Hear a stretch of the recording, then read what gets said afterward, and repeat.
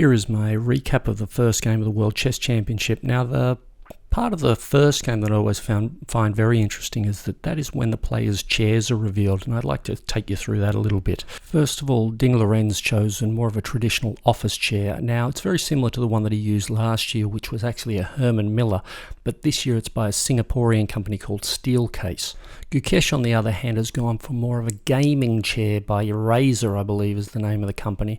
And while this may not seem that interesting at first, you can see during the game that there's some unintended consequences of these choices. You may assume that the players choose the chairs just based on comfort level, given that they're going to have to sit in them for multiple hours over the next few days. But I think there's also an intimidation factor that plays a part in the choice, particularly Gukesh's. Because much like Mike Tyson wearing that famous towel with a hole cut out of it to intimidate the opponents as you walked in the ring, and I know what you're thinking, I've asked FIDE, and Gukesh and Ding are not allowed to wear something like that as they enter into the glass cube.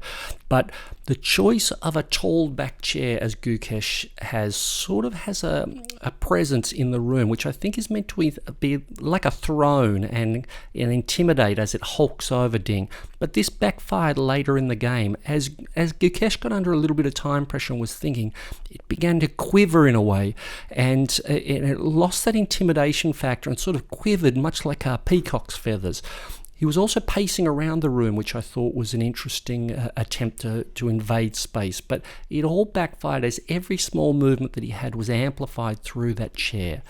It did get me thinking about ways in which players might deliberately start to misuse the furniture to intimidate or get an advantage over their opponent. I've had a couple of my work experience people here act out some scenarios that I think you might see in the future games.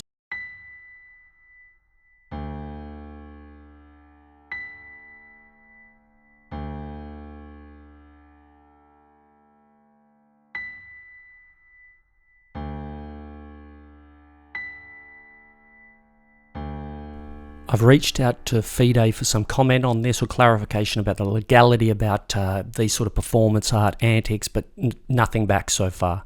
Okay, join me tomorrow for a recap of Game 2.